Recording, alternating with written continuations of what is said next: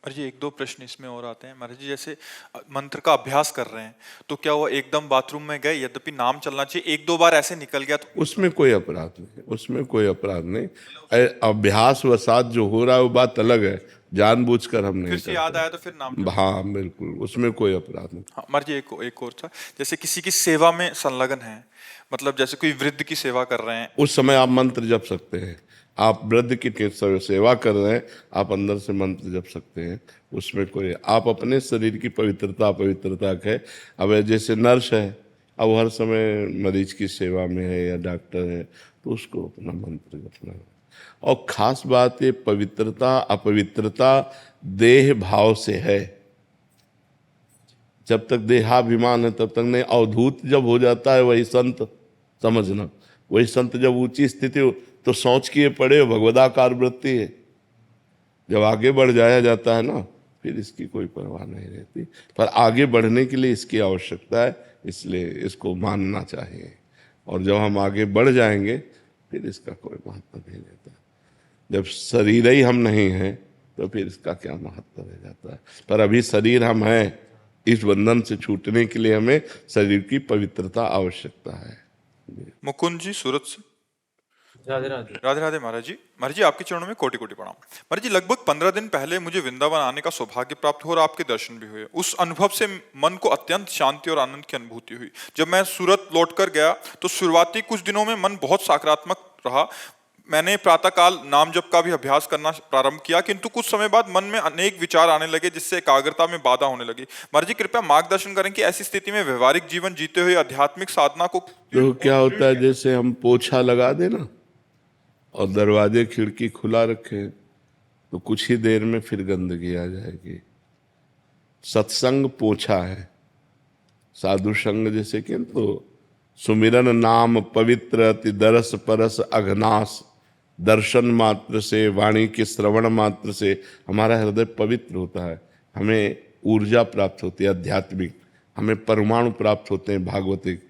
और जब हम माया क्षेत्र में जाते हैं तो हमारे परमाणु युद्ध करते हैं, वहाँ अधिक परमाणु माया के हैं और हम अपने परमाणुओं को सजो ना पाए तो परास्त हो जाते हैं। फिर हमारा मन वही विषय चिंतन, फिर वही गलत आदतें।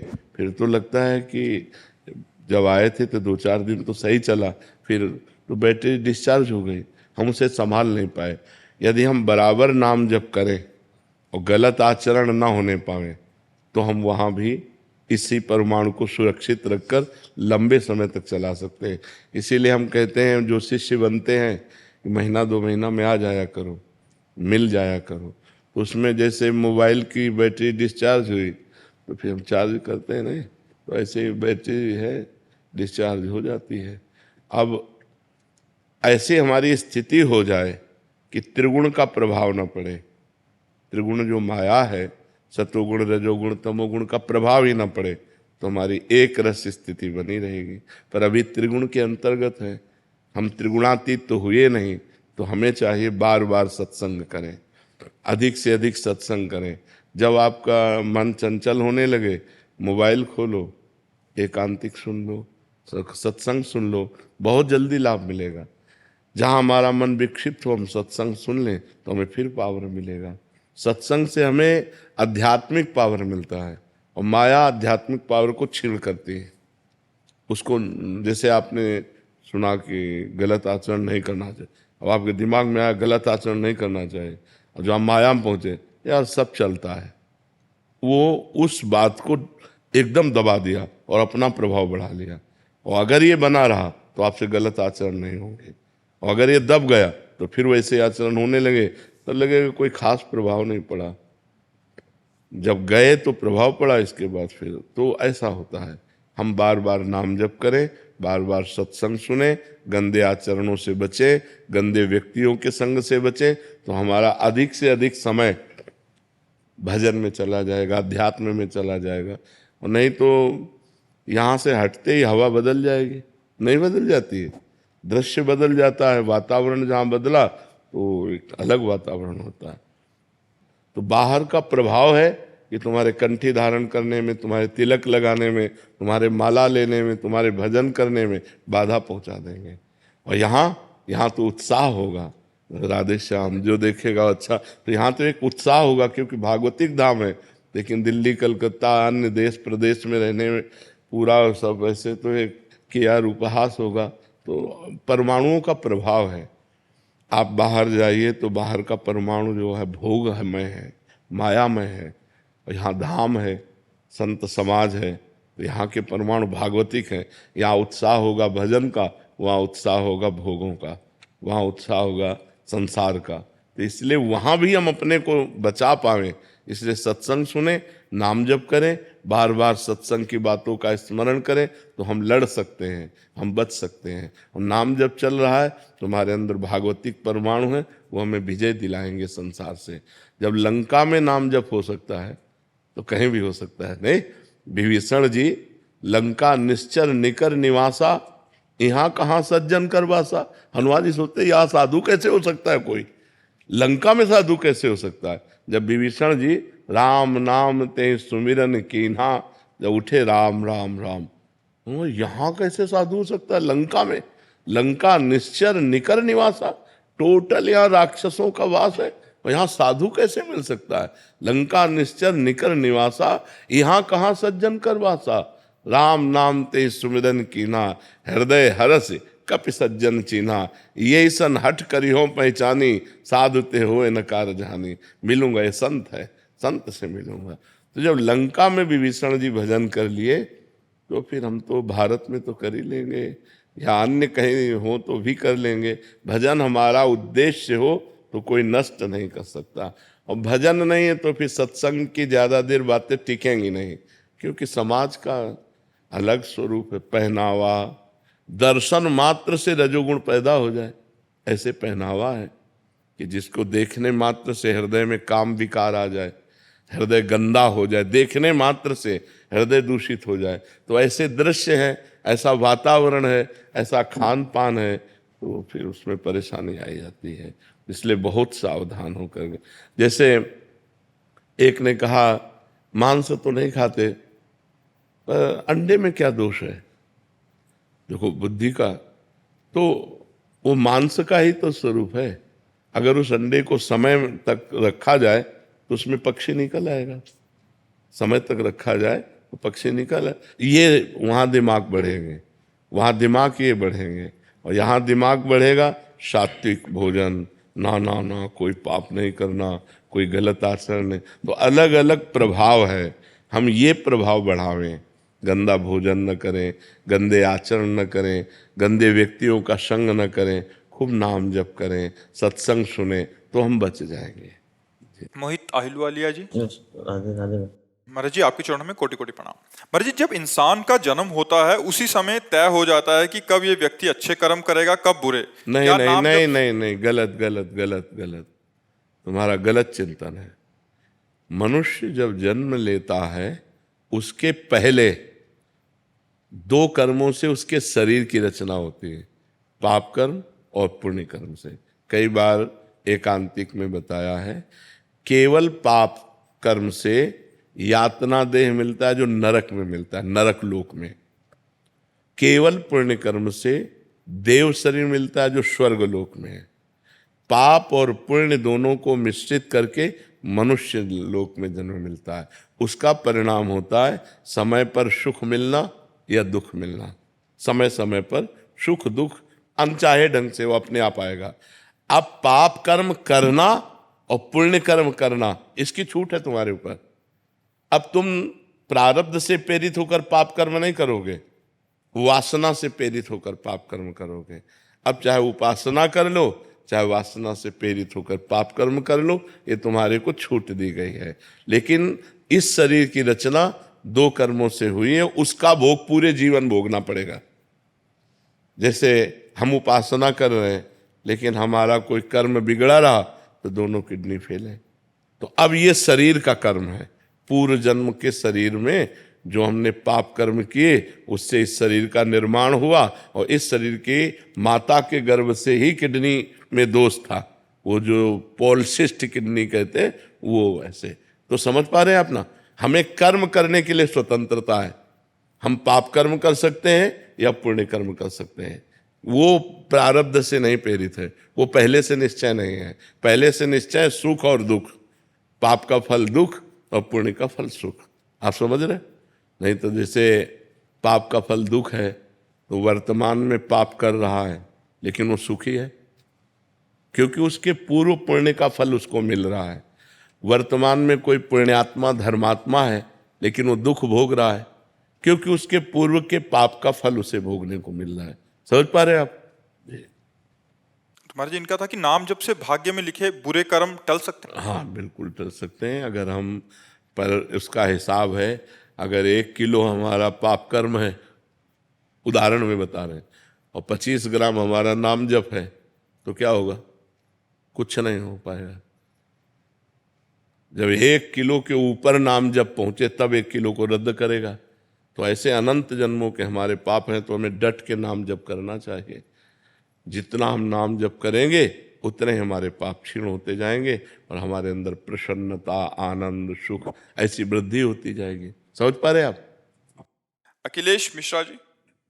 राधा वल्लभ श्री हरिवंश महाराज जी मन श्यामा श्याम के गौर श्याम चरणों में आश्रय लेकर हर समय डूबा रहे, लेकिन जो संकल्प विकल्प स्फुरित होते रहते हैं मन को बार बार संसार की ओर ले जाते हैं। ऐसे में भजन को और कैसे बढ़ाएं और शरणागति कैसे पुष्ट करें?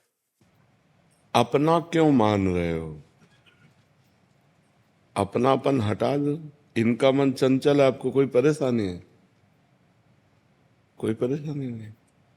तो जब आपने तन, मन, प्राण, बुद्धि, अहंकार, यही तो शरणागति में समर्पण किए जाते हैं, तो हमने दे दिया भगवान को। इनका अपना मानने से ही मलिनता बनी हुई है, अपना मानने से ही अपने को कष्ट है। पूर्ण बेपरवाह हो जाओ। ऐ मन, तुम्हें जहां जाना है जाओ, राधा राधा राधा, तुम्हें जो करना है करो। अब हमने भगवान के हवाले तुम्हें कर दिया। जब हम पूरा मकान दे देते हैं तो सब कुछ, कूड़ा करकट, खिड़की, छिपकली, जाला, सब उसके नाम हो जाता है जिसको दे देते हैं। अब उसको क्या सफाई करनी है, क्या अनुकूलता में, वो देखे।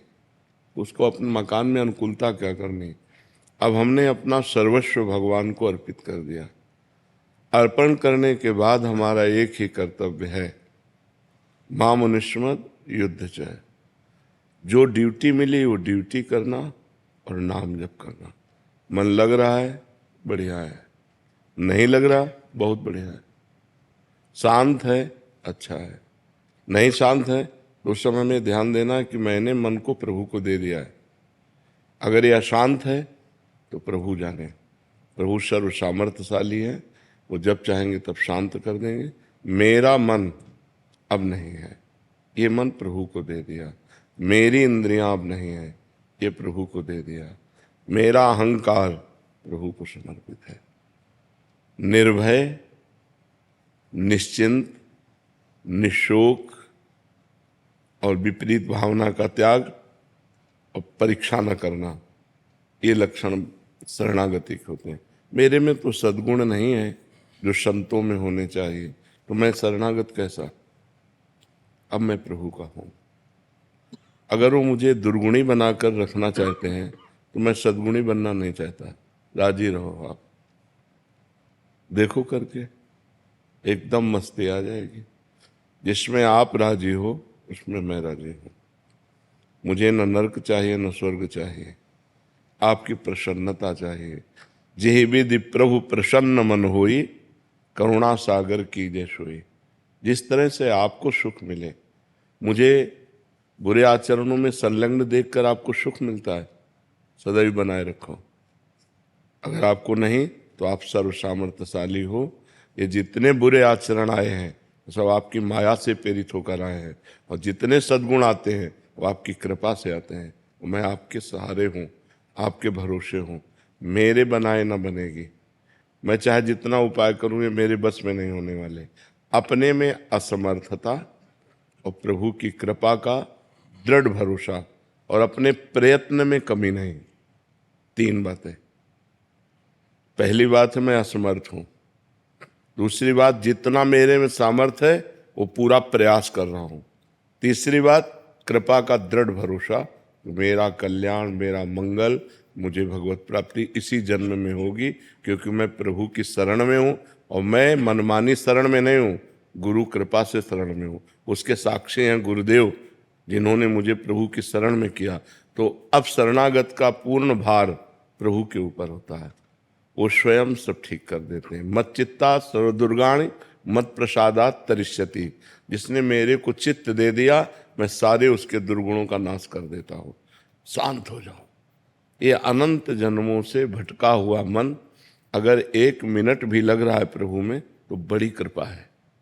अनंत जन्मों का विषयाभ्यासी मन 1 मिनट भी प्रभु में लग रहा है, तो बड़ी कृपा हमारे ऊपर है। अब 1 मिनट नहीं, अब तो काफी समय लग जाता है। तो धीरे धीरे ये लगता है, और ना लगे तो ये प्रभु का है, मेरा नहीं है।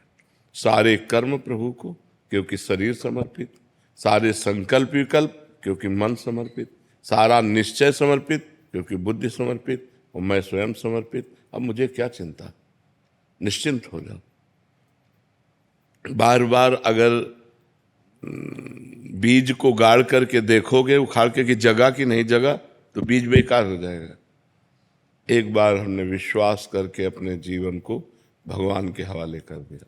जब कोई परेशानी हो, तो परेशानी के समय हमें, जैसे हम देख रहे हैं मन बहुत परेशान कर रहा है, तो छोटा बच्चा जैसे कोई आपत्ति आती है तो निवारण तो कर नहीं सकता, मच्छर काट रहा है या कुछ भी है, वो रो देता है। बस हम रो दे, प्रभु देख लो, आपको समर्पित करने के बाद भी मन की ये हालत है, प्रभु अब आप देख लो। एक कृपा कोराएगी, संभाल के चली जाएगी। जन्म जन्म का बिगड़ा मन, बहुत करुणा सिंधु भगवान है, और उन्हीं से बनेगा। गोस्वामी तुलसीदास जी कह रहे, हो हार्यो करी जतन विविध विधि अतिशय प्रबल अजय। हर उपाय करके हमने देख लिया है, मन बहुत प्रबल है। तुलसीदास बस होए तबहि जब प्रभु प्रेरक बर गए। इस मन को पावर देने वाले आप हो। इंद्रियाणाम मनश्चास्मि, आप रोक दो, मेरे बस की बात नहीं, मैं आपकी शरण में हूँ। प्रधान साधन ये है, और सहयोगी साधन है, चाहे मन लगे या न लगे, नाम जप नहीं छूटना चाहिए। महामनुष्य भगवान से एक ही बात मांगनी चाहिए, धन देव या ना देव, सुख देव ना देव, हमारी इच्छा पूर्ति करो ना करो, एक बात कर दो, आपको भूलू नहीं। बिसरी हो ना बिसारी हो, यही दान मुहि देव। श्री हरिवंश के लाड़िले मुहि अपनी कर लो। मैं आपकी स्मृति में डूबा रहा हूँ, आपके भजन में डूबा रहा हूँ, इतनी सामर्थ्य दे दो। अब मन भजन में डूब रहा है तो शरीर के दुख सुख की परवाह क्या, और यहाँ की संपत्ति का कोई महत्व नहीं है। चाहे अरबों जमा कर लो, मरोगे तो 25 पैसे साथ नहीं जाने वाले, तो क्या महत्व। जो है उसी में संतोष करो, और नाम जप करते हुए जीवन व्यतीत करो, और हर क्षण सोचते रहो कि मैं प्रभु की शरण में हूँ। शरणागत का पूरा भार प्रभु के ऊपर होता है। अपनी चिंता करना मेरा कलंक है शरणागति में, भगवत चिंतन करना हमारा कर्तव्य है। अब हमारी चिंता भगवान करेंगे, क्योंकि मैंने भगवान को अपने आप को समर्पित कर दिया। इसके साक्षी गुरुदेव हैं। गुरुदेव ने मुझे शरणागत किया। इसके जैसे ब्याह होता है ना, तो पंडित पाणी ग्रहण करवाता है, ऐसे आपका कर कमल, श्री जी के कर कमल में श्री जी का आपके, ये गुरुदेव ने कराया है, हाथ पकड़ाया है। मंत्र देने का मतलब क्या है, उनकी शरण में कर देना। जब गुरुदेव ने कर दिया तो बेपरवाह हो गए, उसके साक्षी गुरुदेव हैं। मैं आपकी शरण में हूँ, आपकी सारी जिम्मेवारी है। जो हमको सामर्थ्य दिए उतना हम भजन कर रहे हैं, उतना हम रोक रहे हैं, जो नहीं रुक रहा था। ऐसे अभी आनंद आने लगेगा। निर्भय हो जाओ, निश्चिंत हो जाओ। अंदर की वृत्तियां हमारी खराब हैं, हमारे कोई भावना नहीं, हमारे कोई आचरण शुद्ध नहीं, तो भी मैं प्रभु का हूँ। मैंने प्रभु को समर्पित कर दिया है। उनकी माया के प्रभाव से मेरे भाव शुद्ध नहीं, मेरे आचरण शुद्ध नहीं। अब ये वो देखें, माया को प्रबल करते हैं कि भक्ति को प्रबल करते हैं। ये बात शरणागति में अंदर बैठा लेनी, सब ठीक हो जाएगा। मन बुद्धि चित्त अहंकार आदि को अपना मानने से मलिनता होती है, और प्रभु का मानने से निर्मल हो जाते हैं। सीधी बात है। इनको प्रभु का मानो, अपना मानना बंद करो। जहाँ ये भागे जहाँ परेशान करे वहीं सोचो हमने तो प्रियालाल को दे दिया इनको, अब वो जब चाहेंगे तब उठा लेंगे। अब उन्होंने स्वीकार कर लिया, अब गंदा है तो उनका, अच्छा है तो उनका, तो भगवत प्राप्ति पक्की, उसमें कोई संशय नहीं होगा, क्योंकि आपने प्रियालाल को समर्पित कर दिया। समझ पा रहे हैं आप? दिव्यांशु महेंद्र रत्ता जी। राधा वल्लभ श्री हरिवंश महाराज जी। महाराज जी, लगभग 9 महीने से आपके साथ YouTube के माध्यम से जुड़ा हुआ हूँ। आपके बताए गए मार्ग पर चलने का निरंतर अभ्यास भी कर रहा हूँ, नाम जप भी कर रहा हूँ। सब परिवर्तन और अनुभव कर रहा हूँ कि नाम जापक जैसा होना चाहिए। अभी हाल में ही महाराज जी आपके मुख से 13 करोड़ नाम जप की महिमा सुनी। इस जीवन में कम से कम 13 करोड़ नाम जप का लक्ष्य बनाया, परंतु इस संख्या तक पहुंचने तो काफी साल लग जाएंगे। तो महाराज जी आपका प्रश्न है कि जीवन कितना बाकी है इसका तो पता नहीं है, बट जैसे आपने बताया था कि नाम भगवान को ट्रांसफर कर दो और किसी को भी उसका फल दे सकते हैं, उसी प्रकार स्वयं निरंतर नाम जप करने का अभ्यास के साथ साथ क्या किसी ब्राह्मण पंडित को भी साथ में लगा लें ताकि वो इनके हिस्से का करते रहे, ट्रांसफर किसका है? करते रहे। ले आखिरी बिल्कुल निर्णयात्मक बात है कि अभी हमारी शाम तक मृत्यु होनी है और हम प्रयास हैं, 1 करोड़ नहीं हुए, राधा राधा राधा राधा राधा, तो हम मर जाते हैं। तो जो 13 करोड़ का फल है ना वो इतने में मिल जाएगा। बात समझ रहे ना? हमें लक्ष्य बनाना है, पूर्ति भगवान के हाथ है। मान लो हम कह रहे हैं कि हम 13 करोड़ नाम जप करेंगे, अब 13 सेकंड का हमें भरोसा नहीं कि हम जिएंगे कि नहीं, तो बात समझनी है। हमारे लोगों का जीवन बड़ा संशयपूर्ण है, इसका नाम मृत्यु लोक है। कभी भी हम मर सकते हैं, पता नहीं कल मिलेगा कि नहीं मिलेगा, कल आएगा कि नहीं आएगा। हम आज ही ढनक जाए तो क्या फायदा, कल का वादा किए। तो हम अभी करें, काल करे सो आज कर, आज करे सो अब, पल में परलय होएगी, बहुरी करोगे कब। हमारा कर्तव्य है कि हम वर्तमान के समय को भगवान में लगाएं। अभी अगर अभी हम राधा राधा बोल रहे हैं तो हर समय हमारा वर्तमान ही तो होगा। हम वर्तमान के समय को प्रभु के चिंतन में लगाते हैं और हमारा शरीर छूट जाता है तो हमें भगवत प्राप्ति होगी, जो 13 करोड़ में होगी वो 13 बार में भी हो सकती है। तो हम 13 बार वाला विश्वास रखें, 13 करोड़ वाला तो हम पे भरोसा क्या। आज संकल्प किया कल ना रहे तो 13 करोड़ क्या मतलब। और हमको अपने मन को रमाना है, ना कि पंडित जी के मन को, समझे। हमारा मन प्रभु में रम जाए, वो चाहे 13 बार में रमे, और चाहे 13,000 में रमे, चाहे 13 लाख में रमे, या 13 करोड़ में रमे। ये मेरी पर्सनल बात है। वहाँ संख्या तो वर्णन की गई कि इतना इतना करो तो ऐसा ऐसा हो जाएगा, लेकिन एक नाम में मोक्ष हो जाएगा। अजामिल ने अंतिम समय अपने पुत्र को पुकारा, उसका नाम था नारायण। नारायण, और प्राण छूटने का समय आ गया।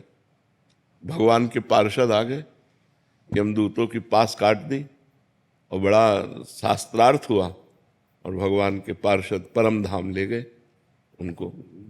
एक नाम ने काम कर दिया कि नहीं कर दिया। तो अब वो अंतिम समय कब है मुझे पता नहीं, इसलिए मैं हर समय नाम जप करूं।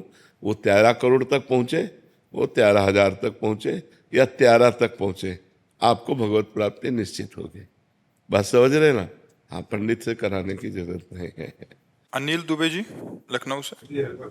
श्री हरिवंश महाराज जी। महाराज जी, समाज को श्रेष्ठ देने के बाद भी समाज से निराशा ही मिलती है, तो श्रेष्ठ करने में मन कभी कभी विचलित होता है। नहीं तो समाज से आप परिणाम क्यों चाहते हैं?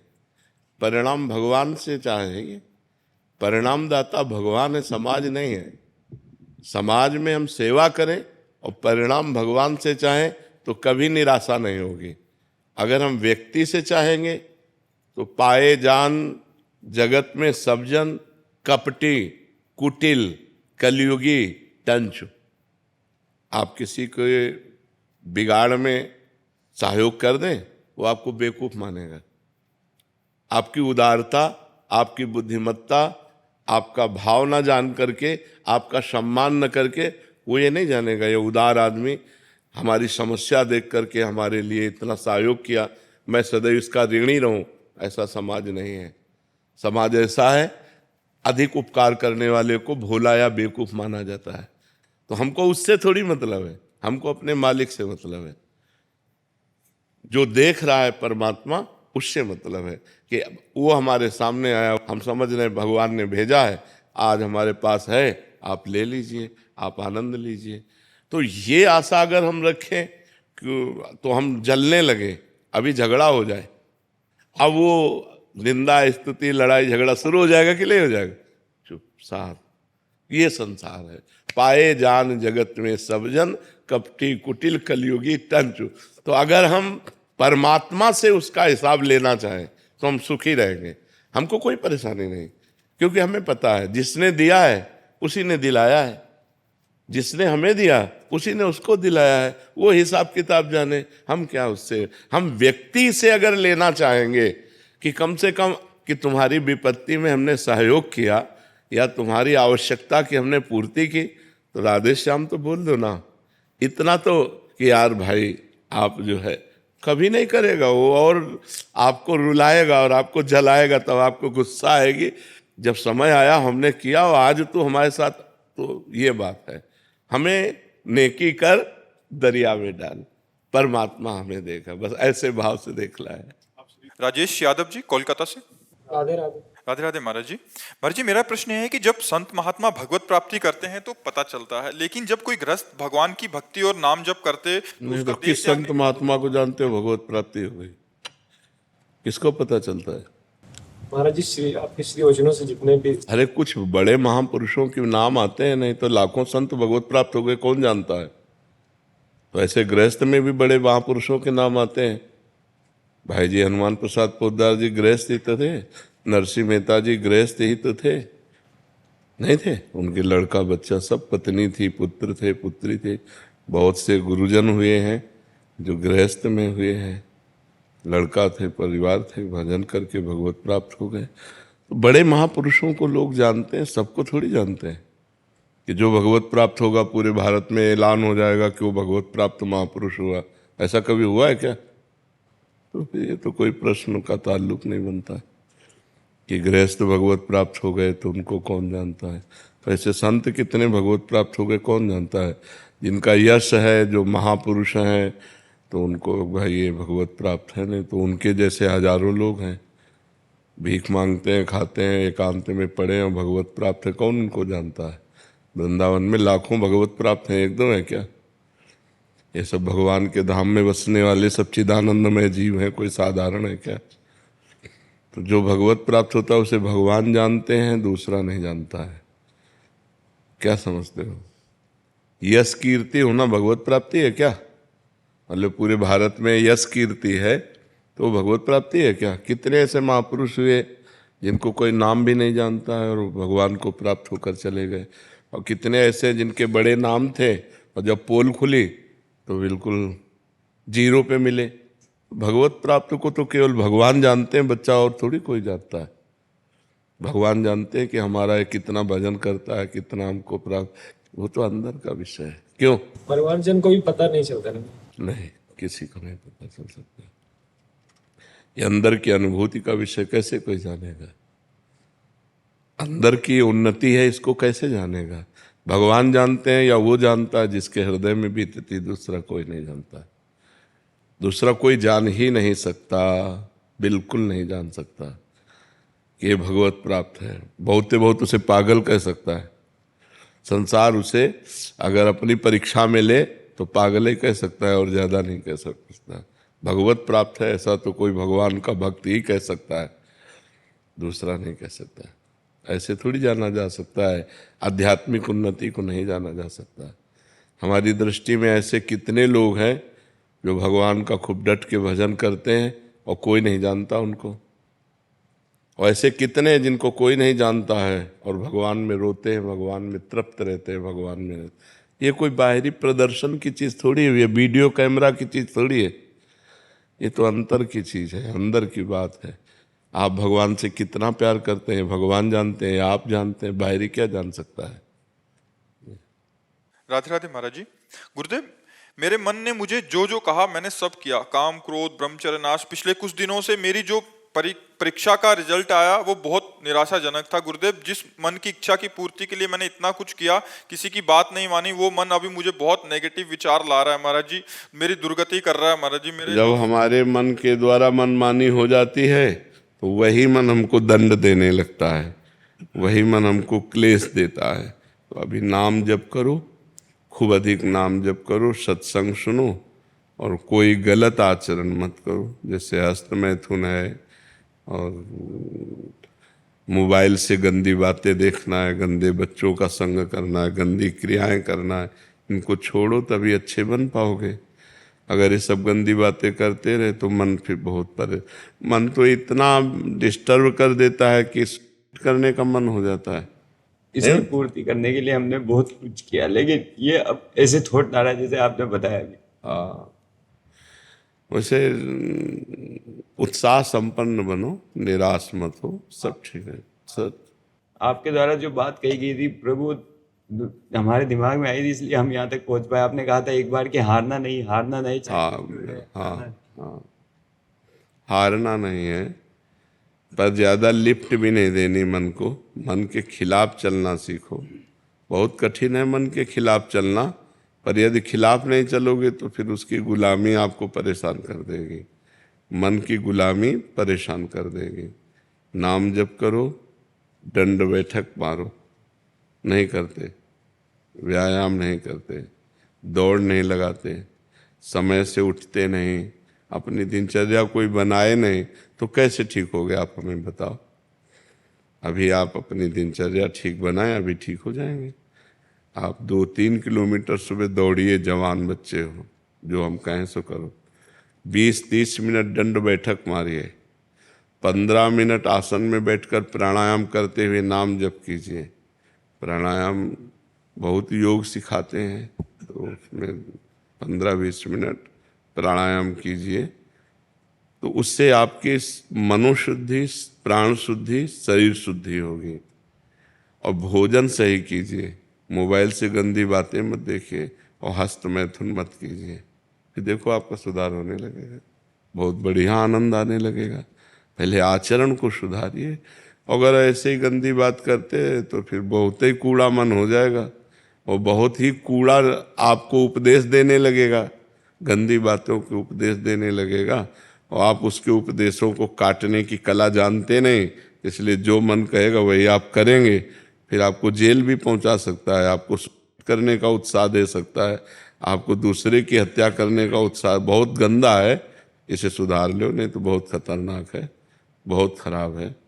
तो हमारा मन हमको ऐसी जगह गिरा सकता है कि हमारा पूरा जीवन बर्बाद हो सकता है। इसलिए इसकी गुलामी से तो मुक्त होना ही चाहिए। हम जो कह रहे हैं वो करो, बहुत जल्दी लाभ मिलेगा।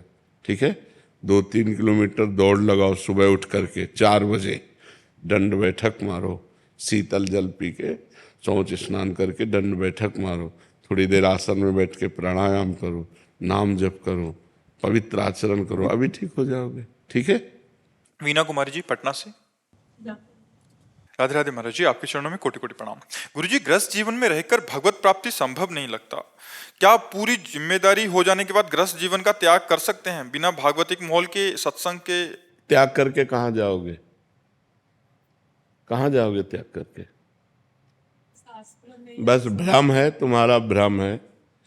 बात इसकी नहीं है, बात है हमें सुलझ करके चलना है। सुलझ भागने से कहीं भगवत प्राप्ति होती है? कहीं जाने से भगवत प्राप्ति होती है? अगर कहीं जाने से हो तो चलो अपने सब लोग चलते हैं, भगवत प्राप्ति हो जाए। बताओ कहाँ जाया जाए? आप हमें स्थान बताओ कि वहाँ चलो तो भगवत प्राप्ति हो जाएगी। वहीं हम तुम्हें दिखाएंगे माया का तांडव।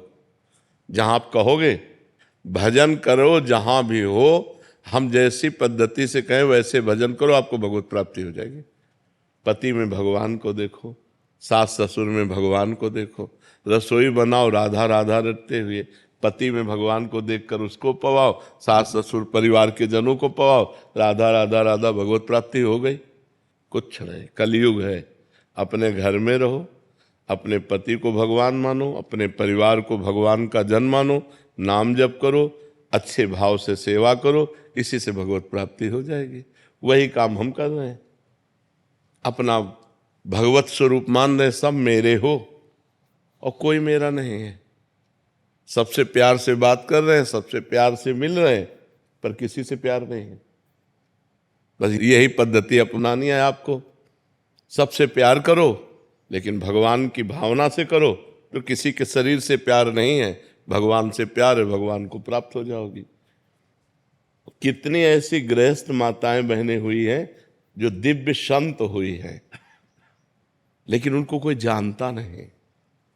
मान लो बड़े संतों में जैसे मीरा जी, तो भावी की मीरा जी संत थी, गंगा यमुना बाई या भागवती बाई या करमेठी बाई, करमती बाई, लेकिन ऐसी हजारों घर गृहस्थी में माताएं बहनें हो गई जो भगवान को प्राप्त हो गई। कौन जानता है उनको? आप अंदर अंदर नाम जप कर रहे हैं, हर कष्ट सह रहे हैं, परिवार को पवा रहे हैं, परिवार का पोषण कर रहे हैं, भगवान को अपना मान रहे हैं, भगवान को प्राप्त होगे। बात समझना है। भाग के कहाँ जाओगे? जहां भाग के जाओगे वहां भी तो माया है। माया कोई ऐसी थोड़ी, माया यहां से लेकर ब्रह्मलोक तक है, ब्रह्मलोक तक, ऊपर के 7 लोक, नीचे के 7 लोक, कहाँ भाग के जाओगे? कलयुग है, अपने घर में रहो, संतों के प्रवचन सुनो और अपने घर में भजन करो। दूरी बना के रहो, वो भी पवित्र रहे, आप भी पवित्र रहो, खूब भजन करो।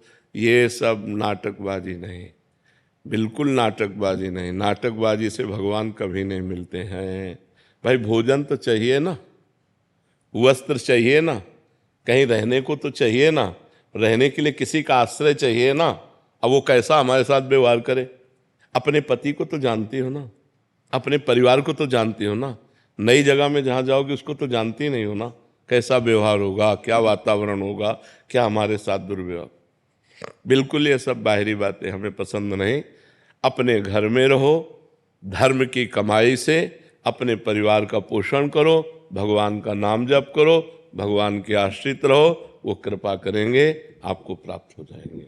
भगवत प्राप्ति कठिन नहीं है, भगवान की प्राप्ति का मार्ग जानना कठिन है। अगर मार्ग जान जाओ तो कोई कठिन नहीं भगवत प्राप्ति। घर गृहस्थी परिवार सब जगह भगवान है।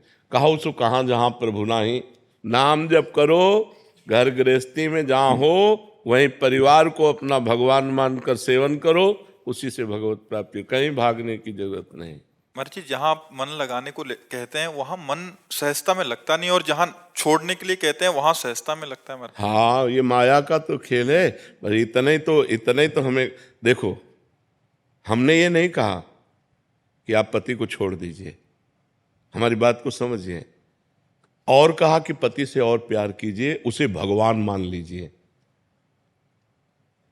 जैसे ये हो कि हम जहाँ मन लगाना होता है वहाँ लगता नहीं, जहाँ हटाना होता है तो वहाँ लग जाता है, तो हम वहीं लगा रहे हैं।